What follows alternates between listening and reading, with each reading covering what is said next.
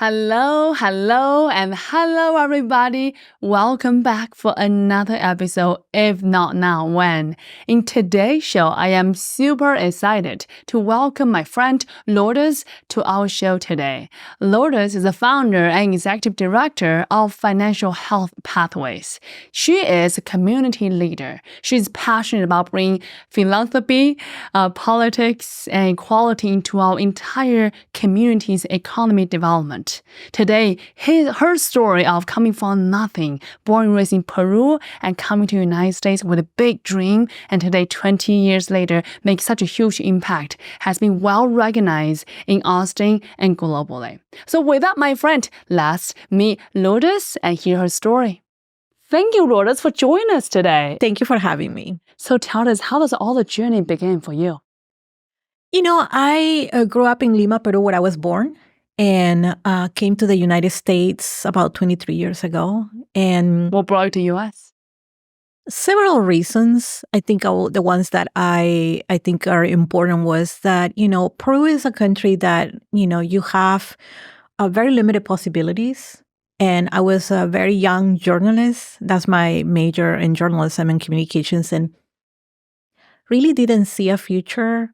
I was curious about a lot of things. I was curious about how the world works. And I feel the same when I was young in China too. Right. Like I literally just wanted to know how the world works. You feel like this little fish in a pond and you want to go and see the ocean. Yes. And so when you're young, you have all this energy and you're like, okay, I'm going to conquer the world. And of course, there were other reasons. And so how do you actually came here?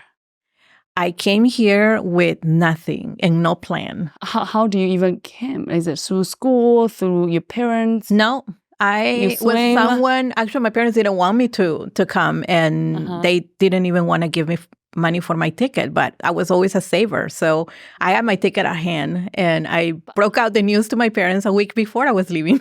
But wow. I mean, but also, but are you a U.S. citizen, or how do you able to do that? Just by the ticket, you'll be able to arrive? So I had a conversation with my editor, Uri, and he said, okay, where do you want to go? And as a journalist, I had a journalist visa. And he sent me here and said, okay, off you go. And so you had a big plan. You just like, all right, I'm doing it. My parents don't support me. Doesn't matter. I'm planting a seed. This is my job. This is my path. Let's see what happens. Here's my ticket. I had no family, no friends. I didn't know one word in English. And here I was thinking that I was going to make it. And if I didn't, I was like, okay, well, at least I tried. Wow. So, okay. So 20-something years ago, you arrived in Austin or? Yes, okay. So Austin. You were Austinizer almost. Almost, yeah. Almost. 23 years later. That's a huge, wow, there's so many people are transplant here. So you really are, one of the locals here. So tell us your journey unfolding from that moment as you're coming here with nothing on your pocket, but a big dream. What happened next? That was my luggage, my big dreams. And what was your dream at the time? At the time was to be in New York. Oh. I thought Austin was just a transition for me to go into the Big Apple. I love New York, and I go there every time I need energy. I just love New York. It reminds me a lot of Lima. It's a very fast-paced city, and it has like a lot of diversity. So I always thought that I will be in New York, and I didn't make it to New York. I at least to permanently stay there. I stay in Austin. I think I fell in love with this city.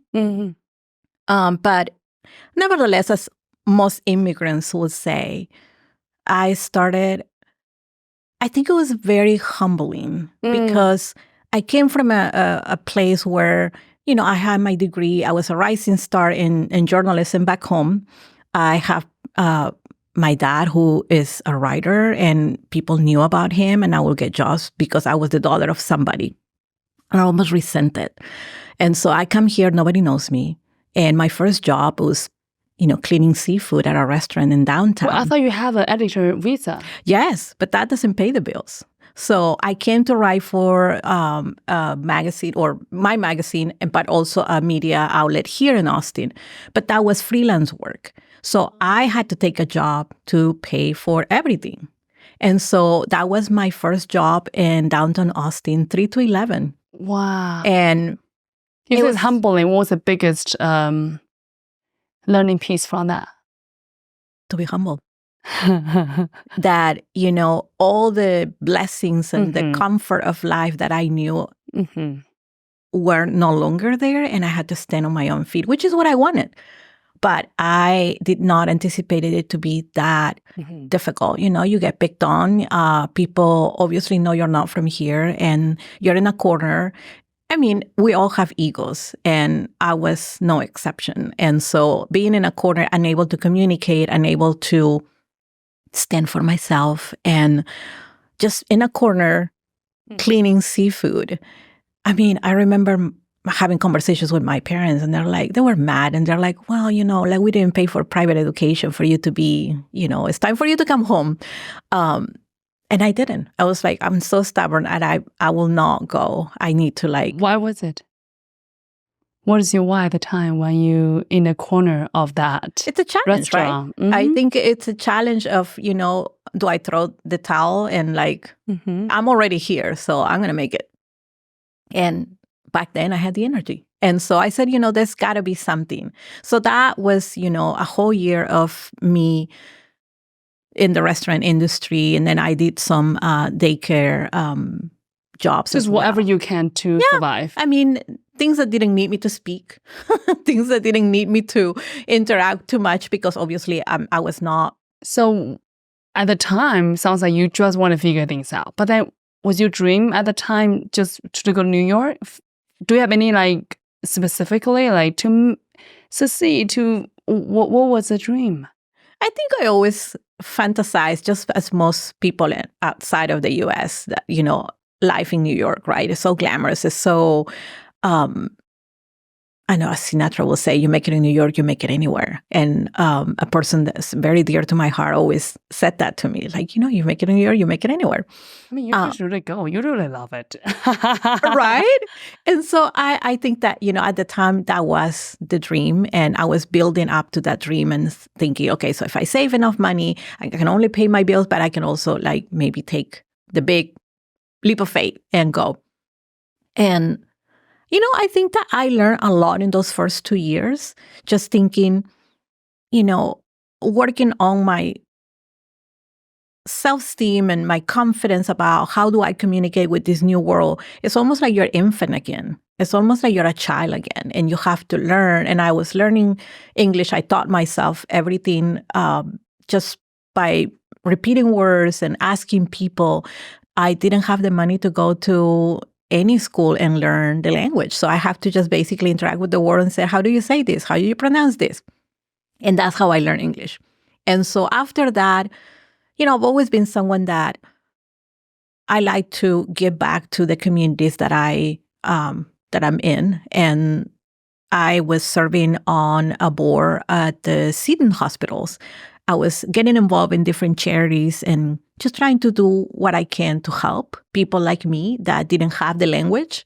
As I was getting more confident with my English, so I would start translating in the ER rooms. I start helping with people that needed to have some type of translation or interpretation.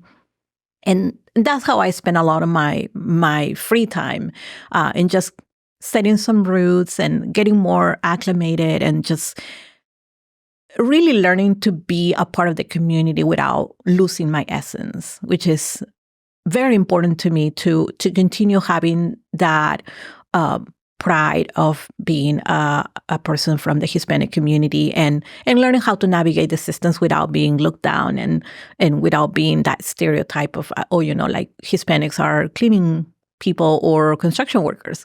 And it was very difficult. And again, as someone that has been highly educated, it's always the stigma, you look this way and you're clearly you're this or you're that. At the time, I think as I was evolving in my journey here, I think that my why was to destigmatize how people see people like me. And I know I'm intelligent. I just can't communicate with you. But that doesn't mean I don't have any thoughts in my head. That doesn't mean that I don't have any intelligence. And so my mind was set on learning enough English so that I can prove that. Did you prove that? I think I did. Good. I think so tell us what happened next. Well, what happened next is, I transitioned from the hospitality industry into the social impact sector. I run a nonprofit that what it does is we fight the system, the criminal justice system, and bring some financial education components into our systems to work on improving the financial inclusion of our systems. And so we have two different programs. One of them is an asset building initiative, a matching savings initiative, and the other one is a diversion, almost as a diversion program in the justice system. So we partner with judges, we partner with non-government organizations as well, and policymakers, so that we can strengthen our systems, and we fight the profitability of poor people. And I think that in itself has given me the opportunity to, because of my lived experience, to advocate for those who are in the system, who are immigrants, who are people that will be neglected because of our systems aren't designed to include them, and give them a voice. Because at the same time, I am actually giving myself a voice and really highlight the stories of immigrants, not in the narrative that we have nowadays, but in the narrative of how do we bring valuable things to the community, because we're also assets. It's not just the negative that we see, that granted is there, but how do we see immigrants in a different light, in a positive light? So what do you think are the strengths that immigrants like us brought on the table, especially for society, for business, for economy? You put an immigrant anywhere in the world and give them the smallest jobs, and the work ethic is always going to be there. You go and your mind is to work hard and to put your head down and to not have any ego, any, negative towards work. We want to come in, we want to work, we bring that value, we bring the work ethic, we bring that, we want to make things right. Yeah. And I think people that have welcomed immigrants in their businesses can say that, And I think that we also bring, even though people don't see it at first, we bring an incredible amount of drive to be better, if not for ourselves, for our kids, our children. We want them to go to school. We want them to become what we couldn't. And so when you think about that, any business will highly benefit from having not only diverse workforce, but having immigrants that are going to do the jobs that nobody wants. I used to work in hotels as I was going up the ladder in the hospitality industry. I used to run hotels. And I can honestly say that people that were the hardest workers in my team were the people who were all immigrants that will come in any day, any Sunday, any holiday. They will not hesitate to leave their families and say, you know what, I will come in when everyone else call off. So I do think that we're highly intelligent. We just don't know that we are. We have incredible drive. We have work ethic. I mean, I cannot say enough good things about our immigrant workforce, and I wish that everybody can see that. And so the more we tell our stories, the more we highlight the positive, not to dismiss and unacknowledge the negative, but there is negative everywhere, not just in the immigration sector. But I think that we have so many qualities that other people should take advantage of. Yeah. It really touched me, and as you're speaking now, because I also remember the day that when I arrived in Chicago O'Hare Airport with 4 suitcases, 2 on each side, because that's a maximum you can take for free. And I was in a pair of high heel. I don't really understand why. I remember at the time I was looking for the exit sign, but I don't know the word exit, and I don't know how to speak exit. Oh, no. And I was just, if you ever travel to Ohio, it's a very busy airport. Yes, right? People it is. like, Big airport. People know where you're going. Everyone's just like not pushing you, but like you just standing there where the whole world was spinning. And I was thinking to myself that moment, I can still see it. Like, wow, is this what the dream is about? Because I've been dreaming this moment for like 2 decades. And the moment I arrived, I actually don't know what to do. That was such a shocking humbling, contrasting experience that I will always put in my heart. Right. And whenever I encounter an incredible entrepreneurs, business owner, thought leader who are, I believe, coming from those background, I really believe that opportunity for us is, something that really precious. We know that. I knew that for a fact. People like us don't always have a seat on the table. Right. And the fact that we had an opportunity, we had a voice, we had a presence who speaking up for our community, I think that's something that is very endearing to my heart. And I really honor what you just said. Thank you. Thank you. It's how I remember thinking, people said, how can I pay you? I said, no, pay it forward. Going backwards sometimes it's not necessarily what I look for. Like someone said, how can I pay you all that you've done for me? Pay it forward. You will have an opportunity in the future to do the same thing I did for you. And when you have that mentality, it multiplies, the effect that you have on other people. I remember when I was very new into this country, there's people that I found that didn't wish me well, didn't want me to succeed. I found a lot more of those than I found the ones that were the cheerleaders. But the ones that I remember are the ones that did help me, the ones that gave me a kind word. I mean, I was in the hospitality industry for a very long time, I think more than I should have. And luckily, I found a couple of people that were so kind to me and said, what are you doing here? One of them was my boss, my director of food and beverage, said, he was European, Marcel, and he said, why are you here? And I said, what do you mean? And at first I took it like, you don't want me here? He's like, no, I will hate to lose you. But you're so intelligent. You're so, you're such a person that I can see you here forever. You're almost like a citizen of the world. And that struck on me. And at first I took it differently, but then I'm like, And then the HR director, I remember a friend of mine to this day, Aisha, and she also said, I think you're wasting a lot of your talents in this industry. You should look for a job that will fit into who you are. So who you are, Lourdes? Tell us that. I think I'm someone that loves working in philanthropic spaces and someone that wants to change things for the better. I think I'm highly optimistic that working together, we can achieve that.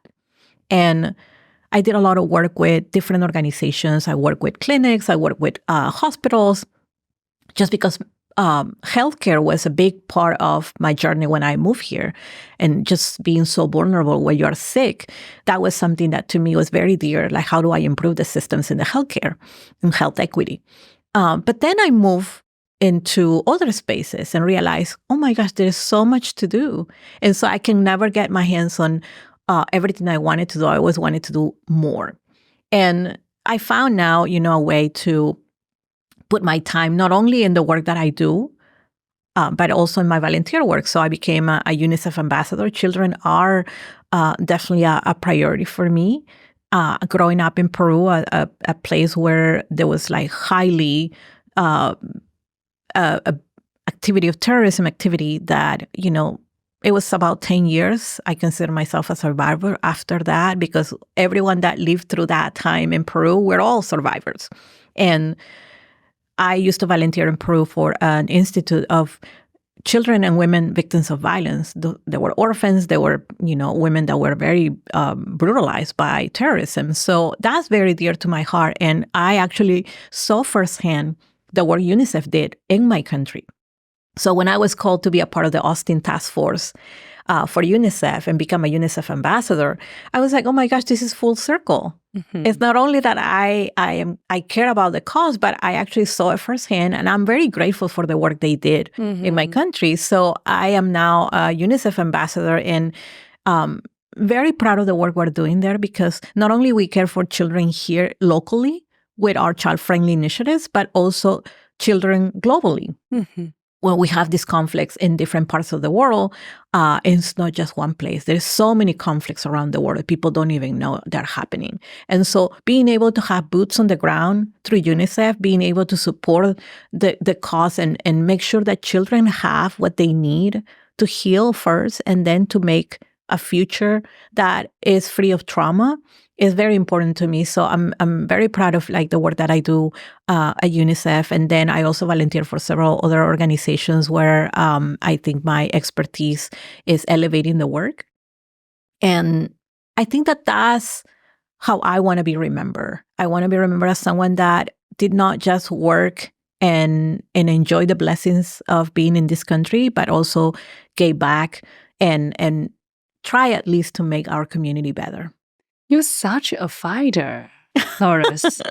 You are such a fighter. You stand up to your dream and then you bring that dream to others. You fight for what is right, what is truth, what is honor in your heart, and bring your heart to the community. Thank you. I think that's such a beautiful thing to witness. So thank you for telling us the story. Thank you. Thank you. I wonder, Lourdes, what do you think is your superpower? My superpower. It's interesting you said that. I was telling a story of to a friend of mine. I walk in spaces where there are very powerful people with privilege. And I remember there was a funder meeting I had with attorneys and several other people that I never met before. This was my first time meeting them. And there was a story told by someone that witnessed this with me. And the story was like, Lourdes came and saved the day. If it wasn't for her, we would have not have this incredible partnership that we just solidified. And there was one person in the room that said, "Oh, gee, you don't look like someone that will do such thing." And I turned around, and it took me a minute to, first, I couldn't believe that was being said so publicly. Talk about microaggressions. This was an aggression. I don't look like someone that will do such thing. And I turn around and I say, what, save the day? That is my superpower. People don't expect it from me. People don't think I have a thought in my head. I might not look like one of those people that have these big ideas, these big projects, that someone that can save the world. And in sports, those are the ones that we don't tackle because they don't appear strong. And that is my superpower, because when people least expect it, I get things done. I make things happen. I show up. I think your superpower is a strength. It's a quiet strength within us. I think the strengths look multiple different facets. Could be someone who has the biggest, brightest muscle, the biggest hair, biggest whatnot, but also the quiet, resilient, reserved, confident, also another level of strength. Exactly. And you are that firefighter. This is how I see sometimes in spaces that I'm in. It's like the louder voice, the ones that are always dominating conversations, the ones that are loud. And we celebrate that kind of leadership. We don't celebrate the quiet ones. We don't celebrate the ones that only talk when it's needed. And, I'm an introvert, so it takes for me a lot to get as outgoing as other people. But I'm a good listener. So I'm usually in your shoes. Like I'm an interviewer. I ask questions and I let people talk. And so for me, I only talk when it's needed, or sometimes when I'm asked to talk. And I think a lot of people confuse that with you don't have anything to say. It's not that I don't have anything to say. It's that I'm gonna say, I'm not gonna repeat things just to hear my voice, right? If somebody already said it, I won't say it. And so there is a balance for me. I'm more of a quiet force, if you wish. But that is confused with weakness. And so when people make those kind of comments to me, I always think that is my superpower. It's that people don't expect it from me, so they don't tackle me. But whenever I deliver, then they're like, "Oh my gosh, you don't look like someone that will do such thing." And so it's so interesting how the world has a view of people like me. And sometimes it's good to surprise them. Everyone likes surprise, Lourdes. Who doesn't? That's why we so look forward to Christmas. The entire year is a countdown for Christmas. Now it's another 6 months, 8 months, whatever the math coming out. We all love surprise. Yes. I wonder, as you come into this beautiful place 20-something years ago, you come with a big dream. And I wonder, today, has a dream evolved? And if so, what is a dream is for you today? I think I passed the time where, I was building. I think before, I had this dream of building something. I didn't know what it was. It's just building something. And then now, as I get older, I think that I want to enjoy life. I want to edit my life in a way that is more intentional. It's not just chaotic and putting my hands on everything that I could. I think that kind of like in your 20s, in your 30s, you're kind of like, oh my gosh, I had all this energy. As you get older, you're more selective with, activities and people. And I feel like I want to find a good balance, and that's probably the dream, in being given, but also nurturing myself. I tend to work myself in a way that I give a lot, but I don't have the same grace for myself. I don't have that grace of giving me the space, giving me permission to say no to people or to activities. And I feel like I am working very hard on having that I'm prioritizing things in my life where I don't have to say yes to everything. I have to say yes to the things that make sense. But I also want to just sit still. And, when I travel the world. I love going overseas and just sit where no one knows me, where my phone is not going to ring, where I can just sit in a cafe in Paris and just stay still